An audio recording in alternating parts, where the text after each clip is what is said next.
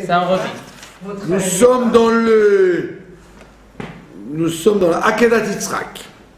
Nous avons commencé la semaine dernière le sacrifice d'Yitzhak, que l'on dit tous les matins dans la Tfila, pour rappeler que de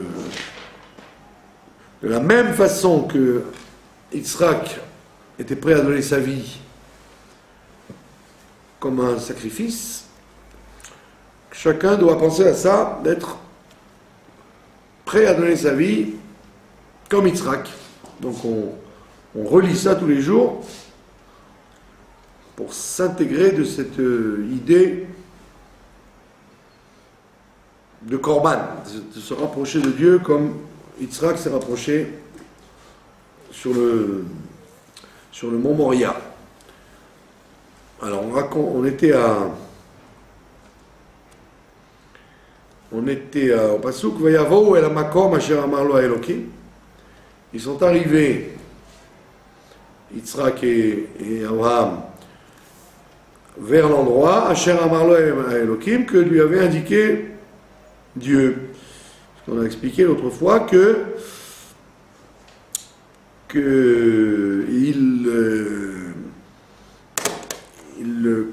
comment il s'appelle, Abraham Avinu n'a pas eu tout de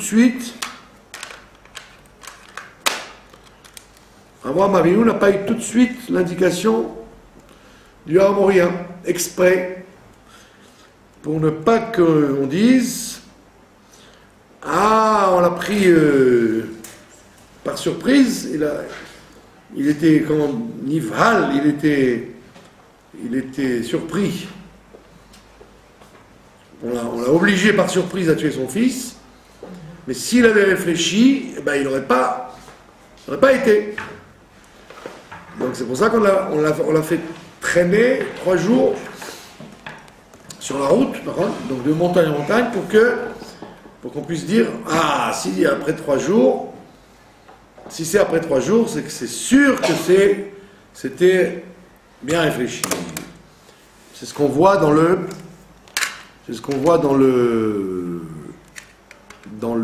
comment on appelle ça, quand on dit en français la nuit porte conseil. Pourquoi on dit la nuit porte conseil? Ça veut dire que il y a écrit là-bas dans les Pirkei Avot qu'il faut et vous metumin badin, soyez réfléchis quand vous allez faire un din, c'est-à-dire une condamnation à mort ou une condamnation. Ça veut dire que si tu réponds au tac trop vite, tu risques de répondre faux. Alors on te dit laisse passer un certain temps. Maintenant, ici d'après la Akedat Yitzhak, après 3 jours on a laissé le café reposer, on est sûr qu'une décision elle est plus sûre. Donc quand on lui propose quelque chose de très grand, il ne doit pas dire oui tout de suite ou non tout de suite. Il doit attendre 3 jours. Au moins 3 jours. 3 jours, c'est 3 cycles où on sait très bien que les midot, l'homme fonctionne par impulsion. Alors on sait très bien que le dimanche, par exemple, c'est le chesed. Le dimanche, c'est la bonté qui règne. Le lundi, c'est la rigueur. Le mardi, c'est l'équilibre, c'est l'harmonie. Le mercredi, c'est la victoire, les netzach. Le jeudi, c'est le hod. Donc chaque jour qui passe, notre cœur, il est dirigé vers un certain sentiment, quoi. Chaque jour, il règne un sentiment plus fort que les autres. Donc dimanche, c'est chesed. Donc si chaque jour ça tourne comme ça, donc si on vous a dit il faut signer un contrat, alors si c'est quelque chose de très grand, si c'est pour acheter un litre de lait, pas bien méchant. À la maison, tu vas rentrer, tu dis je n'ai pas besoin de lait, j'ai acheté pour rien. Tu as dépensé un litre de lait, ok. Mais s'il s'agit d'un grand projet, tu dois dire, laissez-moi réfléchir. Les gens, parce qu'en général, qu'est-ce qu'ils font les gens? Ils disent, non, c'est tout de suite, il ne faut pas réfléchir, c'est tout de suite. C'est vrai que pourquoi on te dit ne réfléchis pas? Parce que comme ça, on peut t'attraper. Parce que quand tu réfléchis, tu vois tous les côtés de la chose. Donc c'est pour ça qu'on dit, un minimum de réflexion, c'est 3 jours. Parce qu'il y a 3 cycles. La Mida, elle passe 3 cycles. Chesed, Gvura, Tiferet. Elle a passé 3 styles d'orientation. Donc, le Chesed, c'est-à-dire on a envie de faire la chose. La Gvura, on n'a plus envie de la faire. Et le troisième, c'est le résultat. C'est oui ou non. Est-ce que c'est le Chesed qui l'emporte ou la Gvura qui l'emporte? Donc c'est pour ça qu'on a besoin de 3 jours. Donc c'est ce qui s'est passé là. Si Abraham Avinu, il avait tout de suite, dès qu'il s'est réveillé le matin, pris son fils et qu'il avait tué, alors les gens ils auraient dit, ah, il a été pris dans la béala, dans la panique, et donc il a fait n'importe quoi. Mais maintenant il se mord les doigts. Alors que là, il a bien réfléchi pendant 3 jours avec son fils. Donc s'il va pour sacrifier son fils, c'est que c'est sûr que c'est vraiment une décision qu'il a prise en toute conscience. Donc on voit bien que c'est pour nous apprendre encore. Bayam Ashlishi, il faut toujours faire les choses en pensant au 3e jour et pas tout de suite. On parle évidemment des grandes décisions. Et c'est ce qui s'est passé là. Ils sont arrivés à l'endroit que Dieu lui avait indiqué. C'est-à-dire qu'il y a plusieurs montagnes, comme c'est écrit d'ailleurs que Jérusalem est entourée de 7 montagnes, d'accord? Donc Jérusalem, c'est-à-dire derrière le Kotel, ça s'appelle Jérusalem, c'est ça là-bas que le Har HaMoria se trouve. Vous avez autour 7 montagnes. Ici par exemple, dans ce quartier-là, c'est une des montagnes qui est autour de Jérusalem. Parce que quand vous allez du centre-ville au Kotel, vous descendez. Donc c'est une montagne. Vous avez 7 collines autour. Donc on l'a fait tourner tout autour. Il n'y avait rien évidemment. À l'époque, c'était le désert. On l'a fait tourner autour pendant 3 jours pour que ils disent où c'est. Mais où c'est l'endroit? Je n'arrive pas à comprendre. Et le 3e jour, hop, il a eu un appel prophétique qui lui a dit c'est là. Et donc il s'est retrouvé au mont Moria,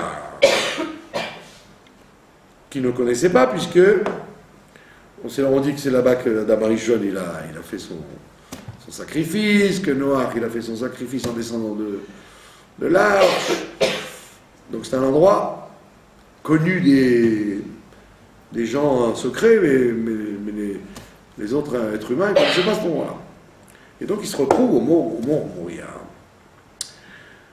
Donc il va vers l'endroit que Dieu lui a indiqué, va Yiven Sham Abraham, et là-bas Abraham a construit à Misbéar, il a construit un autel. Un autel, c'est-à-dire plusieurs pierres avec une grosse pierre dessus, ce qu'on appelle un Misbéar.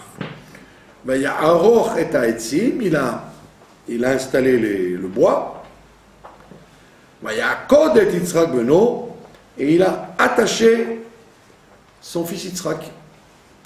Il a attaché, comme on le voit dans les images aujourd'hui, maintenant ils font des belles images pour bien expliquer. Il n'a pas attaché, il a attaché, c'est-à-dire comme quand vous faites un rôti, vous le ficelez bien comme il faut pour pas qu'il se détache. Ben, la même chose, il a attaché en roulant comme ça la corde pour qu'il n'ait aucune possibilité de se dégager pour se sauver. D'accord? Alors on dit qu'il a attaché comme on a attaché le Corban Pessah, pour pas qu'il s'éparpille comme le rôti. Quand vous le mettez au feu, bah, la viande commence à aller dans tous les sens. Donc il a attaché très fort. Il y a Sem Oto à la Misbéar, il l'a mis sur l'autel. Mima la Etzim, au-dessus du bois. Donc au-dessus du bois, ça veut dire qu'après l'avoir tué, il aurait mis le feu au bois, quoi. Il aurait fait à la hache. Bon, il y a une marloquette entre les commentateurs. Tout le monde n'est pas d'accord de dire qu'il avait 37 ans. Généralement, tout le monde dit qu'il a 37 ans, mais c'est une chita, celle-là. Il y a d'autres chitotes qui disent non, il était beaucoup plus jeune que ça. C'était pas un enfant, c'est sûr que c'était pas un enfant, mais il n'avait pas 37 ans comme on croit toujours. C'est la chita du Ramban. Le Ramban tient, l'Armanide, que c'est vrai qu'il s'est marié à 40 ans, ça c'est écrit clair, qu'il a rencontré Rivka à 40 ans, donc elle est née 3 ans avant, quand il avait 37 ans. Mais le Ramban il dit non, mais 37 ans c'est pas l'âge de la Akeda, c'est bien avant qu'il l'avait sacrifié. Et c'est pour ça qu'il s'est retrouvé, on va voir d'ailleurs qu'il va se retrouver à Beersheba, alors qu'il aurait dû se retrouver à Hebron, puisqu'il habitait à Hebron. Donc c'est deux courants. En général, comme on connaît plus le Rashi que le Ramban, alors tout le monde retient 37 ans. En réalité, il y a d'autres chitotes qui disent qu'il avait beaucoup moins que ça. Il avait 12 ans de moins que 37 ans, c'est-à-dire 29 ans. Non, plus. 37 moins 12, ça fait combien? 25. Combien vous dites? 25 ans. Donc il n'était pas petit, 25 ans c'était beaucoup déjà à l'époque. C'était pas un enfant. Et donc ça veut dire qu'il a accepté de monter sur le Misbéar et de se faire attacher comme un agneau. Ishlach Abraham et Yado. Abraham a envoyé sa main. On est compte de ce geste complètement dramatique, d'égorger son fils. Vaikar et Amachélet, et il a pris le couteau, il shrotet beno pour égorger son fils. Vaikra elav malach Hashem, min hashamayim, à ce moment-là, l'ange de Dieu l'a appelé. Heureusement qu'il y avait la prophétie à l'époque pour déclencher les phénomènes ou les arrêter. Sinon, aujourd'hui, comment il aurait su s'il faut s'arrêter ou pas de... Il aurait été jusqu'au bout. Et il lui a dit, Abraham, il a dit, Ineni, ça veut dire je suis prêt, ça veut dire de la même façon que j'étais prêt à le tuer, je suis prêt à un contre-ordre. Je n'ai pas d'avis personnel. C'est une force. Il lui dit, ne jette pas ta main sur l'enfant, sur le jeune homme, et on ne le tue pas. Mais Alta Aslo Meuma, il ne lui fait rien. Puisque, comme vous connaissez le Midrash, qui dit, ok, je ne le tue pas, mais il faut quand même lui faire quelque chose. Comme en psychologie, il s'appelle l'acte manqué. Vous allez faire quelque chose et vous n'avez pas pu le faire. Ça s'appelle un acte manqué, donc il faut transférer en faisant quelque chose. Donc il lui a dit, ne tue pas et ne fais rien d'autre. Toi tu aurais pu dire, bon, au moins, je vais lui couper les cheveux, ou je vais lui faire des gratignures. Il ne faut pas que mon énergie qui était de le tuer, et son énergie à lui de vouloir le tuer, s'arrête là. C'est un truc qui est tué dans l'œuf. Ça s'appelle un acte manqué, c'est très embêtant, au niveau psychologique. Comme vous avez voulu faire quelque chose, et tout était en route, et puis hop, et à un dernier moment, vous ne pouvez pas le faire. Donc vous avez besoin de remplacer par quelque chose. Et l'ange lui dit, non, rien du tout. Qui atayadati, parce que maintenant je sais, qui est le kimata, que tu crains Dieu. Et avant, il savait pas. Il dit avant, c'était pas pareil, parce qu'avant, toutes les épreuves n'étaient pas aussi dures que celle-là. Dans Yere Elohim, c'est quand c'est le bout du tunnel qui fait une chose qui est déterminante, alors que les autres, quelque part, c'était pas le summum de la crainte de Dieu. Donc c'est une épreuve extrêmement difficile. Maintenant il dit, maintenant je sais que tu crains Dieu, mais parce que tu n'as pas épargné ton fils unique de moi. D'accord?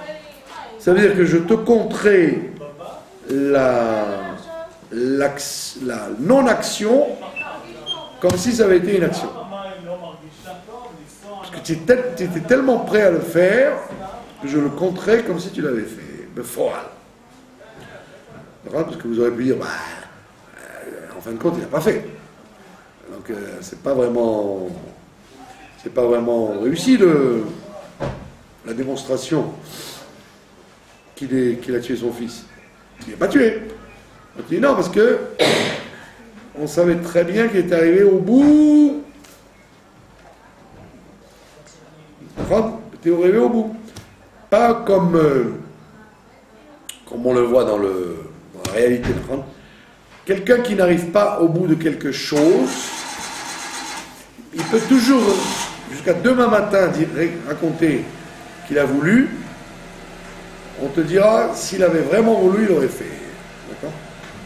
Si quelqu'un s'arrête à la dernière seconde d'une chose, même si soi-disant il a eu un empêchement, on estime qu'en vérité cet empêchement il l'a bien voulu. Alors, chez Abraham on ne dit pas ça. Abraham on dit exactement comme s'il y avait tout pour le faire. Parce que l'empêchement n'est pas venu par un événement subjectif, le couteau qui se casse ou la pluie qui tombe, mais il est venu par un événement objectif. C'est l'ange qui vient lui dire arrête. Donc rien d'autre ne l'aurait empêché, ça veut dire. Si ça avait été un autre événement, ça n'aurait rien fait du tout. D'accord? Donc, c'est ce qu'on nous demande à nous, quoi. Ce qu'on nous demande à nous, c'est de ne pas arriver à avoir besoin de donner sa vie. D'accord? Quand le soir de Yom Kippour, après, à la fin de Kippour, avant de sonner du chauffard, on dit le Kriyat Shema. On crie tout fort Shema Israël. Et il y a écrit dans les Sidour, dans le Marzor de Kippour, il y a écrit qu'il faut penser qu'à ce moment-là, on donne sa vie. Concrètement, ça veut dire. Et ça nous est compté comme si on avait donné vraiment sa vie. C'est pas une blague. Non, c'est pas une blague.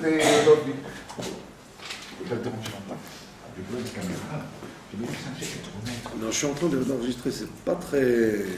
Voilà, ça tu peux. Nous demandons pardon à nos téléspectateurs. On va attendre jusqu'à demain matin. Les banques sont fermées à cette heure-là. Bon. En plus, on a eu le droit au gaz du vélo, du vélo moteur. Mais Kitsu, il te dit hop, tu n'as pas épargné ton fils. Donc je te considère comme si tu l'avais vraiment égorgé pour moi. Alors évidemment, les gens de gauche, ce qu'on appelle les enquêteurs du texte, Procré Amikra, les hommes politiques, ils disent ouais, c'est ça le judaïsme. On se flatte qu'un père il a voulu tuer son fils. D'accord? C'est pas très. C'est pessimiste, quoi. C'est tout ce que tu trouves à dire. Qu'il a voulu tuer son fils, c'est ça le but. Le but de la vie, c'est d'être capable de tuer son fils. D'accord? Alors, effectivement, si il avait vraiment tué son fils, alors ils auraient raison. On aurait dit c'est dégoûtant de flatter la mort, comme les terroristes qui flattent la mort. Pour eux, c'est bien de mourir. Les mères à qui envoient leurs enfants avec des ceintures ou tuer des gens dans le monde, les deux tours ou ou Israël, tuer des gens, c'est l'éducation qu'elle donne à leur enfant. Mourir pour tuer. Pas mourir pour vivre, pour faire vivre d'autres. Non, mourir pour tuer. Donc c'est un idéal de la vie, c'est la mort. Alors que là, on dit non, la preuve qu'il ne l'a pas tué, c'est ça qu'on dit. Il ne faut pas le tuer. La chose importante dans l'histoire de la Kedah, c'est Al-Tishlach Yatra, ne tue pas l'enfant. C'est surtout ça qu'ils vont retenir. Il ne faut pas le tuer. Il faut être prêt à beaucoup, mais pas le faire. Il faut vivre, il ne faut pas mourir. Donc c'est faux de dire ah, tuer un enfant, c'est ça le top. Il dit non, c'est justement de ne pas le tuer. D'être prêt à donner sa vie pour quelque chose, mais on ne t'a pas demandé de le faire pour de bon. Puisque on ne t'a pas fait vivre sur terre pour mourir. On t'a fait vivre sur terre pour vivre. La preuve, c'est que quand quelqu'un s'en va, on porte le deuil. Donc ça veut dire qu'on estime que mourir, c'est pas une bonne chose. Même si c'est une obligation depuis Adam Arishon, par contre, on ne dit pas bravo, enfin il est mort, Kola Kavod. On dit non, c'est dommage, même à 100 ans, ça fait de la peine. Parce que l'important c'est la vie, c'est pas la mort. Issa wa Metenav. Et donc, à ce moment-là, on a dit qu'il ne fallait pas qu'il y ait un acte manqué. Quelque chose qu'il voulait faire, qu'il n'a pas réussi à faire, hop, pas Issa wa Metenav. Avram a levé les yeux. Vaya, et il a vu, Veine Aïn, et voici qu'il voit un bélier. D'accord? Achav, Nechaz, Basvach, Bekarnav. Et il avait les cornes, Karnav, il avait ses cornes embarquées enfermé dans un buisson. Il n'arrivait pas à sortir du buisson. Donc ça donnait le sentiment qu'il se promenait par là et qu'il a eu un accident. Quoi. Et les Pirkei Avot nous disent que ce bélier, il avait été sécrété depuis la création du monde. Le jour où on aurait besoin, ça veut dire qu'en fait, si on dit qu'il a été sécrété depuis la création du monde, c'est qu'en fait, Dieu n'avait aucune intention de tuer le fils, puisqu'il voulait tuer le bélier. Il a été prévu pour ça. Donc ça prouve bien que le but de la manœuvre n'était pas de tuer Yitzhak, mais c'était de tuer le bélier. D'accord? Et vous voyez bien que c'était une espèce de mise en scène. Une mise en scène que s'il avait vu le bélier avant, alors il aurait dit attends, c'est peut-être ça qu'on demande. Alors justement, le film, dans le film, il n'a vu le bélier qu'après. Donc, alors qu'il était là, le bélier. Mais il ne l'a pas vu. Il l'a vu à ce moment-là. C'est-à-dire que tant qu'il avait besoin de croire que c'était son fils, on ne lui a pas montré le bélier. Et juste après, on lui a montré pour lui dire c'est en vérité ça que je veux, le bélier, pas ton fils. C'est pour ça que dans les sacrifices, quand il va y avoir plus tard la sortie d'Égypte, ils vont apprendre à faire des sacrifices dans le Mishkan. Dans le Mishkan, dans le tabernacle, et après dans le Beth Amikdash. C'est pour dire qu'en fait, le sujet du transfert, de transférer la mort de quelqu'un par la mort d'une bête, ça existait déjà à ce moment-là. D'accord? Tuer quelqu'un, vous voyez bien d'ailleurs que les écologistes ça ne les dérange pas qu'il y ait 50 000 morts en Syrie ou au Nigeria, ça les dérange quand on tue des poulets pour les caparottes et Kippour. Évidemment, la vie n'est pas une jungle, mais le poulet de Kippour, je le mange. Je le tue pas pour transférer simplement mes fautes, mais je m'en sers pour manger, pour donner à manger aux pauvres. D'accord? Donc ce transfert de la mort de quelqu'un sur un corban, c'est pas un truc cruel. c'est un besoin qu'il faut quelque chose qui soit sacrifié. Vous voyez, comme dans un mariage, quand il y a un mariage, on casse une assiette. Pourquoi on casse un verre, une assiette, un cli? Pour amoindrir la joie, transférer un peu de la peine qu'il faudrait avoir sur le cli. Vous connaissez l'histoire du verre, d'où ça vient? Ça vient du Talmud. Il y a eu un mariage avec tellement de joie, alors que le temple avait été détruit. Alors l'arabe, il a dit, ils oublient la destruction du temple, c'est un problème ça. Ils étaient tellement heureux du mariage, qu'il a été prendre un truc en cristal, qui coûtait une fortune à l'époque, et il s'est mis devant l'assistance, et les gens, ils chantaient, ils dansaient, quoi, c'était... et paf, et il a cassé devant tout le monde. Ah, les gens, ils ont une peine. Ils ont une peine, et donc ils ont été beaucoup moins joyeux dans ce mariage. Donc c'était pour leur dire, hop, hop, hop, hop, hop. Tant qu'il n'y a pas le Beth Amikdash, on n'a pas le droit de trop rire. Donc il faut transférer un peu. Alors au lieu que cette peine, elle soit sur quelque chose de vrai, on le transfère sur quelque chose de secondaire, un truc de cristal. D'accord? C'est pour ça qu'on casse le verre. Et c'est pour ça qu'on casse le verre. Mais aujourd'hui, évidemment, les gens, ils ne cassent pas un truc en cristal qui vaut des millions. Ils cassent un verre à 2 shekels qu'ils achètent au marché 1 heure avant le mariage, d'accord? Ils essaient de ne pas acheter du Duralex pour que ça se casse, pour ne pas casser le pied du khatan, d'accord? Donc, un verre cassable. Mais en vérité, personne n'est triste, parce que c'est un truc qui ne vaut rien du tout, quoi. Et la preuve, c'est que les gens, au lieu de penser au deuil du temple, ils disent Mazel Tov. Le fait de casser le verre, ça leur rappelle la joie du mariage au lieu de leur rappeler la tristesse du temple. Bon, tant mieux, on est un peu fou, mais c'est pas grave. Donc ah oui, parce que, pourquoi on casse le verre? C'est vrai. Parce qu'on dit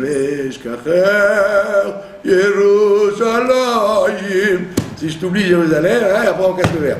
Donc c'est pour ne pas oublier le Beth Amikdash. Et les gens, ils attendent ça pour dire Mazal Tov. Pour eux, c'est le signe de la joie ou le signe de Beth Amikdash. Donc, ça veut dire qu'on transfère. Dans la vie, il faut transférer. Par exemple, des fois, tu es en colère, alors transfère ta colère, mange un morceau de chocolat, ou souris, ou dis bonjour à ta concierge. Comme ça veut dire que le sujet du transfert, ça existe. On n'a pas besoin d'absorber, pas digérer. Tu n'as pas demandé de digérer, transfert. Bon, c'est ce qui se passe ici. S'ils étaient repartis tous les deux sans avoir rien fait, alors il y a eu un manque dans cette cérémonie-là de Yitzhak Avinu. Alors là, tout de suite, hop, on lui a montré l'agneau, enfin le bélier, et à la place, il a mis les mêmes intentions sur le bélier qu'il aurait mis sur son fils. C'est pour ça qu'on sonne du chauffard au Shoshana, parce que le bélier, la corde du bélier rappelle cet événement du sacrifice. D'accord? Il a donc égorgé ce bélier, Tachat Beno, à la place de son fils.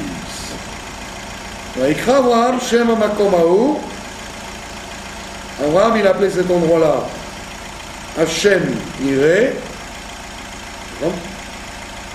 le Dieu qui voit, Asher Yamer Hayom, on appelle encore jusqu'à maintenant, Behar Hashem Irae, la montagne de Dieu qui voit et qui est vu. La montagne, c'est la montagne où on a construit le temple, où après il y a une mitzvah de voir la présence de Dieu au fait et d'être vu. C'est de là que ça vient. En quelque sorte, c'est grâce au travail qu'a fait Abraham Avinu avec son fils sur la montagne que par la suite on a pu se servir Il y a à Moria comme une montagne où on voit, on voit Dieu et on est vu par lui. C'est pour ça qu'on est triste de ne pas avoir de Beth Amikdash. Parce qu'aujourd'hui, où est-ce qu'on peut voir la présence de Dieu quand on est avec Dash? Ben, nulle part. Donc on est perdant, quoi. Vaikra malach Hashem el Abraham, Shenit.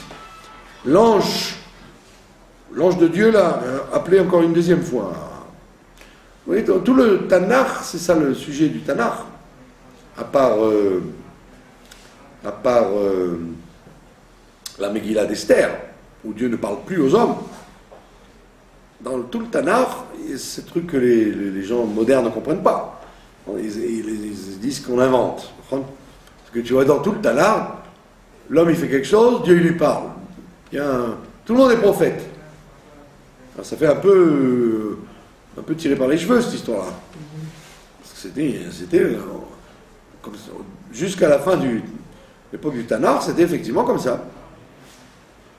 Les gens étaient prophètes. Vous voyez bien que même les Rechaïm, ils sont prophètes.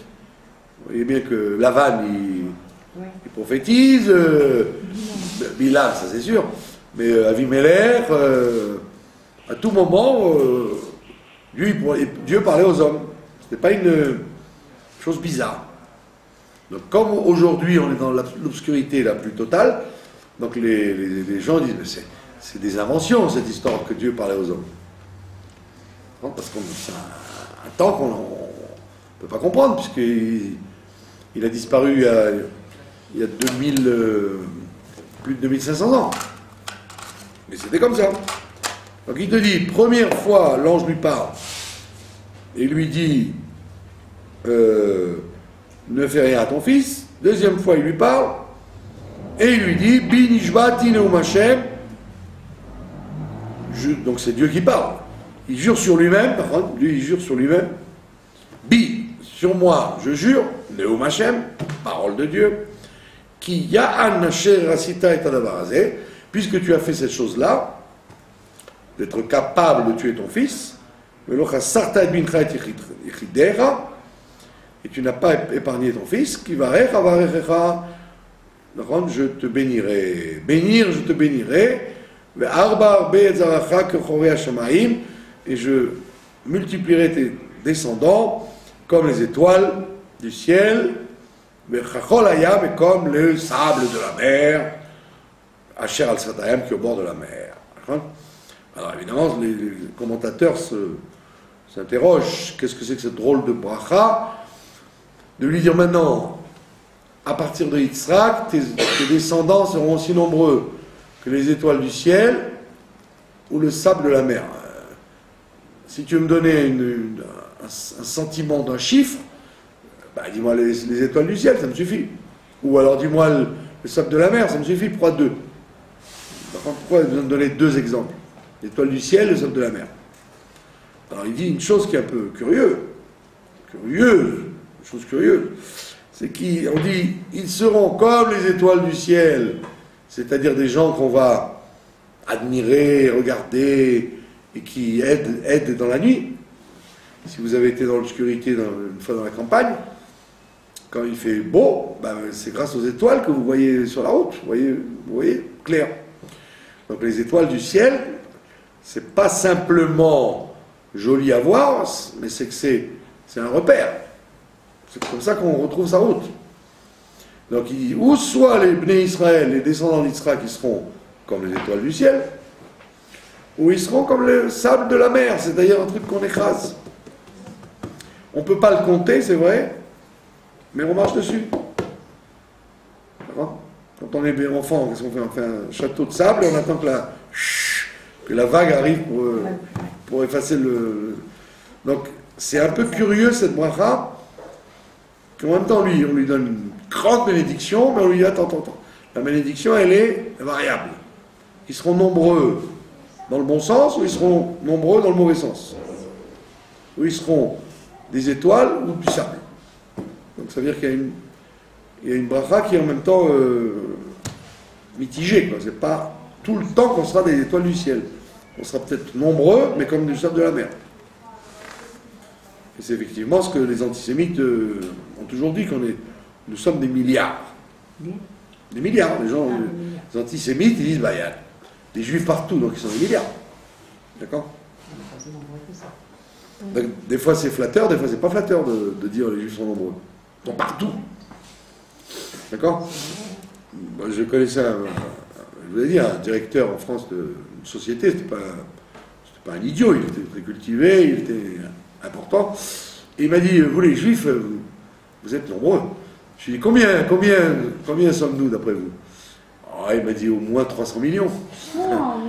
J'ai dit 300 millions en France seulement ou surtout de la surface de la planète? Il m'a dit, non, dans le monde. Bah, je lui ai dit, oui, c'est pas parce qu'ils sont visibles comme les étoiles du ciel, ou malheureusement le sable de la mer, ils sont nombreux. D'accord? Combien on est exactement? 13 millions. Et d'après les chiffres officiels, il y a 15 millions. C'est tout. Ouais. Ça va, Moins que ça. En vérité, on est beaucoup plus, puisqu'il y a tous les gens qui ne savent pas qu'ils sont juifs en Russie, en Angleterre, ce que je sais, des gens qui sont juifs sans le savoir, Qu'est-ce que et c'est? ceux qui se cachent. Hein. Dieu. Mais en vérité, c'est pas. C'est pas beaucoup. C'est peut-être 1/1000 de la population mondiale. Donc, Bekitzo, c'est une bénédiction qu'Abraham a appréciée, puisqu'il était prêt à tuer son fils. Donc, il était prêt à ce que tout s'arrête. Puis Tom, on lui dit non. Ça ne s'arrête pas, mais au contraire, ça va prendre une proportion énorme. Ve'itbarchu bezaracha kol goyei haaretz. Il dit, grâce à tes enfants, toutes les nations du monde seront bénies. Donc les Juifs sont sur terre pour emmener la bénédiction au monde. Donc c'est leur vocation. D'accord? Comme je vous l'ai répété 500 fois, que Bismarck, qui était antisémite, le Premier ministre allemand, dans les années 1870, il avait dit au Kaiser, au chancelier, à l'empereur allemand, il avait dit, faites tout aux Juifs, mais ne les chassez pas. Faites-leur tout. Les impôts, qui n'aient pas le droit d'aller à l'école, ce que vous voulez, mais ne les chassez pas de l'Allemagne. Parce que la bénédiction de l'Allemagne dépend d'eux. Donc si vous les chassez, ce sera la ruine. Donc il n'était pas bête. Il n'était pas fou. Il savait que les Juifs, ils amènent la bracha là où ils sont. D'accord? Comme, tout le monde connaît l'Espagne, quand les Juifs sont partis, c'est devenu un pays sous-développé, etc. Le Maroc, utilisé l'Algérie. Pardon? Oui, utiliser le Maroc. Le Maroc, bien sûr. Tous les pays du monde où les Juifs étaient, même s'ils n'étaient pas forcément proches du système, ils emmenaient la bénédiction. Comme ici. Pourquoi les Arabes veulent ce pays? Parce que du temps où ils étaient eux, les Ottomans, autant les croisés, etc., et on ne pouvait rien faire ici. Il n'y a que depuis que les Juifs sont arrivés qu'il y a la bénédiction sur la terre. Sinon, les Gaulois, les croisés, les Byzantins, les Romains, les Ottomans, les Anglais, tous ceux qui sont passés n'ont rien pu faire. C'est resté un désert. Pitom, les Juifs arrivent, le désert refleurit. Donc ils se disaient, maintenant que vous êtes là, donnez-le nous. Et ils n'ont pas compris que quand c'est nous qui y sommes, c'est une bracha. Sinon, zéro. Bon. Donc c'est l'intelligence des Goïms, c'est de savoir ça, que les nations seront bénies par la présence des Juifs. Les Juifs bénissent les Goïms. Enfin, ils apportent la baraka, comme ils disent. Ils leur apportent la baraka aux Goïms. D'accord? Donc même les antisémites, quand ils sont intelligents, ils comprennent que faites-leur tout, mais ne les chassez point. Laissez-les tranquilles. Et tout ça parce que tu as écouté ma voix. Vayashov Avraham El Neharav. À ce moment-là, Abraham est retourné vers ces jeunes gens. Donc il est retourné tout seul en fait. Et qu'est-ce qu'on raconte? On raconte que Yitzhak, il est resté là-haut, lui. Il est resté à Jérusalem. Qu'est-ce qu'il a été faire? Il a étudié chez Shem et Ever. Il y avait encore Shem était encore vivant, le fils de Noach, et Ever aussi était encore vivant, le petit-fils. Donc il a appris la Torah, on dit il a appris le secret et les choses dévoilées. Shem et Ever, chacun avait une yeshiva. L'un il enseignait le Talmud, l'autre il enseignait la Kabbalah. Et donc il a été apprendre là-bas. Il a été se refaire, comme on dit. Maintenant, on demande pourquoi il n'a pas demandé à son père. Son père aussi, il était fort dans la Torah, parce qu'il a besoin d'aller voir Shem et Ever. Il dit parce qu'il y a des choses qu'on ne peut pas parler, sur lesquelles on ne peut pas parler avec son père. Il y a une incommunicabilité entre le père et le fils. Et donc, il n'y a que les maîtres qui peuvent remplacer le père. Des choses qu'on ne dit pas. On ne parle pas avec son père, mais qu'on parle avec des maîtres, des étrangers. Donc ce que son père aurait pu lui enseigner, il valait mieux qu'il l'apprenne de deux étrangers, étrangers, c'était des ancêtres à eux, Shem et Ever. Donc lui retourne avec ces deux jeunes gens, c'est-à-dire... Pardon? Eliezer et Ishmaël, bravo, qui les avait accompagnés au départ. Yakumu, ils se sont tous levés, ils sont partis ensemble. El Be'er Shava, à Beersheva. Yashev Abraham bi Beersheva, et Abraham s'est installé à Beersheva. Combien de temps? Quelques jours. Parce qu'en réalité, il habitait à Hebron. Alors juste après, on apprend que sa femme est morte. Donc qu'est-ce qu'il a été faire à Beersheva? Alors d'après, on a dit tout à l'heure, d'après le Ramban, il est resté plusieurs années, jusqu'à la mort de Sarah et le mariage de Yitzhak, il habitait à Beersheva. Ça c'est la chita du Ramban. D'accord? Et après, il est retourné à Hebron et c'est là-bas qu'elle est morte sa femme. Ça c'est la première chita. Mais d'après la gita de Rashi, qu'on a vu classique, quoi, il est resté quelques jours en mission à Beersheva, et après il est retourné à Hebron, et c'est là-bas qu'il assistait à la mort de sa femme. Donc il y a deux versions. Une version qui dit qu'il est resté plusieurs années à Beersheva, et il est retourné à Hebron, avec sa femme, et l'autre chita dit pas du tout. Il était à Hebron, il est parti de Hebron avec son fils. Il a fait quelques jours à Beersheva, il est retourné en catastrophe à Hebron, et là-bas, on lui a appris que sa femme était morte. Quelques jours, c'était très vite. Sinon, vous ne comprenez pas ce que vient faire Beersheva dans cette histoire. Mais de quoi elle est morte, Sarah? Elle est pas morte. De quoi elle est morte? Alors, il y a plusieurs gitotes. Il y en a qui disent qu'elle est morte d'une crise cardiaque, de savoir que son fils allait mourir. Un midrash dit pas du tout. Elle est morte du fait qu'il n'est pas mort, qu'il ne soit pas mort. Ça, c'est un truc assez scandaleux, quoi. Hein, la mère juive qui regrette parce que le fils n'a pas été tué, quoi. C'est-à-dire il a raté son épreuve. D'accord? Et une troisième chita qui est amenée par les Tosafot, elle dit non, elle dit qu'elle est morte de joie, de Klot Hanefesh. Son âme est partie de joie de voir que son mari, son fils, ils ont fait une aliyah tellement grande au Moria, donc elle est morte de joie. Bon. Dans tous les cas de figure, elle est morte de façon bizarre, puisqu'elle est morte, elle n'est pas morte à son âge, elle aurait dû mourir beaucoup plus vieille.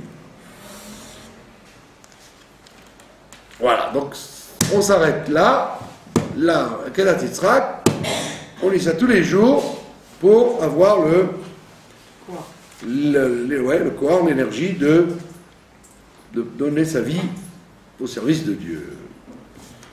Ce qui n'est pas une mince affaire. Après, on dit les Olam, Yehe Adam Yere Shamaim, toujours, le Olam ça veut dire toujours. Yehe Adam, que l'homme soit Yere Shamaim, qu'il soit craignant Dieu. Alors la plupart des textes disent Seter ou Bagalouy, en cachette et devant tout le monde. Mais là, ici, le Admor Hazaken, il a enlevé des Nusrot classiques du mot Galouy. Il a dit que l'homme soit toujours craignant Dieu en cachette. Parce que être craignant Dieu devant tout le monde, ça c'est facile. En général, tout le monde a tendance à être craignant Dieu devant tout le monde. Mais en cachette, ça c'est pas pachout. Donc l'Admor Hazaken a estimé, je ne sais pas comment c'est dans les autres rites du Harizal, la plupart des Sidourim disent Seter ou Bagalouy, en cachette et dévoilé, et en façon et en public. D'accord. Ou modé à la Hémet, et que l'homme soit toujours, modé à la Hémet, soit toujours reconnaissant de la vérité. Ça veut dire qu'on commence la journée avec ça pour dire que reconnaître la vérité, c'est pas toujours évident. Comme on en a parlé mercredi soir, sur l'histoire de Yaakov et Esav. Yaakov et Esav, que Esav, c'est quelqu'un qui aime le mal et le bien, mais ça le dérange pas. Alors, on te dit, si tu aimes le mal et le bien, au moins reconnais-le, que tu aimes le mal et le bien. Sois authentique, sois amiti. Dis j'ai ce défaut, dis je suis comme ça. Et sans t'en flatter, bien sûr, il ne faut pas se flatter de ses défauts. Mais il faut au moins le reconnaître à soi-même. D'accord ? Il y a écrit dans le Chassidoute, quoi, que Dieu nous a mis devant les yeux les autres êtres humains pour qu'ils soient un miroir. Quand tu vois quelqu'un, c'est un miroir. Et alors, donc quand tu vois le défaut, c'est qu'en vérité, il est chez toi. Mais comme tu es orgueilleux, donc si on ne t'avait pas mis l'autre, tu n'aurais jamais accepté ce défaut chez toi. Parce que tu n'es pas modé à la Hémet. Tu n'acceptes pas la vérité. Donc on te montre le défaut chez l'autre pour que tu dises ben j'ai ce défaut alors. Puisque je l'ai vu, c'est que je l'ai.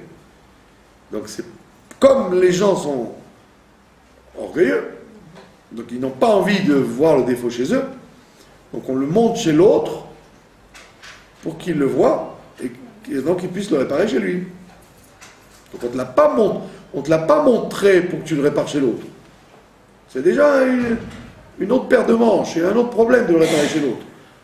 On te l'a montré chez l'autre pour que tu le répares chez toi. Parce que si on t'avait laissé tout seul avec toi-même, tu l'aurais jamais vu.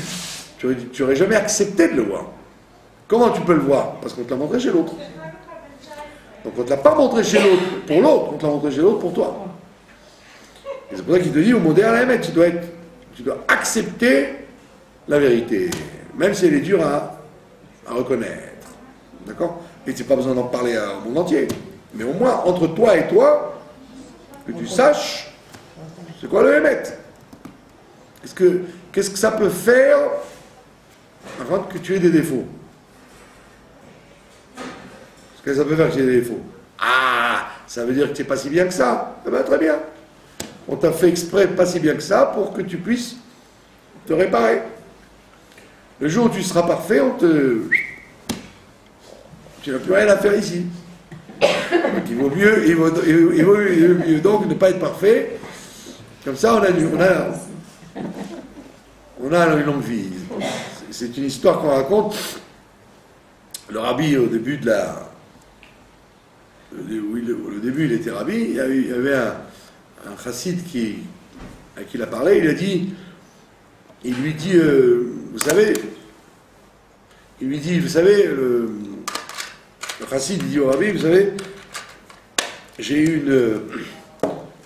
une bracha de votre beau-père de vivre longtemps. Il dit ça au rabbi. Votre beau-père, le rabbi précédent, m'a donné une bracha de vivre longtemps. Alors il dit, mais dites-moi qu'est-ce qu'il vous a dit exactement. Eh bien il m'a dit, tu ne mourras pas sans avoir la crainte de Dieu. Donc comme, avant que j'arrive à ça, je suis sûr d'arriver à vivre très vieux. Il n'avait pas dit tu vivras vieux. Il dit, je te donne une bracha pour avoir la crainte de Dieu. Il dit, mais comme je me connais, avant que j'ai la crainte de Dieu, il en passera de l'eau sous les ponts, donc il m'a donné une bracha pour vivre longtemps. Vous avez compris? Donc ça veut dire que quelqu'un qui est parfait, ben, s'il est parfait, on lui dit, bon ben, ça n'aurait plus rien à faire ici, hein. Faut déposer le bilan. Donc si tu as des défauts, sois content. Ça veut dire que si on t'a donné des défauts, c'est qu'il y a du pain sur la planche. Alors, donc il y a du travail à faire, c'est bien. Donc si toi tu ne veux pas les voir, c'est normal, c'est vexant. L'homme n'aime pas être vexé même par lui-même. De se rendre compte qu'il a un défaut, ça l'embête. Alors qu'est-ce qu'on fait? On lui montre chez l'autre. Comme ça, alors évidemment, l'homme étant tordu, il le voit chez l'autre, et très souvent il ne veut pas le voir chez lui. Alors il dit non, c'est tout faux là. On l'a montré chez l'autre, pas pour l'autre. L'autre, peut-être qu'il est simplement dans le monde pour ça. Pour te montrer ce défaut. Pour toi. Donc c'est pour ça qu'on commence la journée en te disant que l'homme craigne Dieu en cachette et qu'il reconnaisse la vérité. Et reconnaître la vérité, c'est pas du tout un signe de faiblesse. D'accord? Il y a des gens comme ça, ils vous attaquent. Vous dites par exemple, eh ben, voilà, je pense comme ça. Ah, mais vous ne pensiez pas comme ça il y a quelques années. Eh ben, je me suis trompé. Ah, vous êtes trompé, hein? Eh ben, au lieu de dire, psh, quand la cabote. Il n'y a que les imbéciles qui ne se trompent pas, les gens ils vous accusent parce que il ne faut pas se tromper, ça veut dire.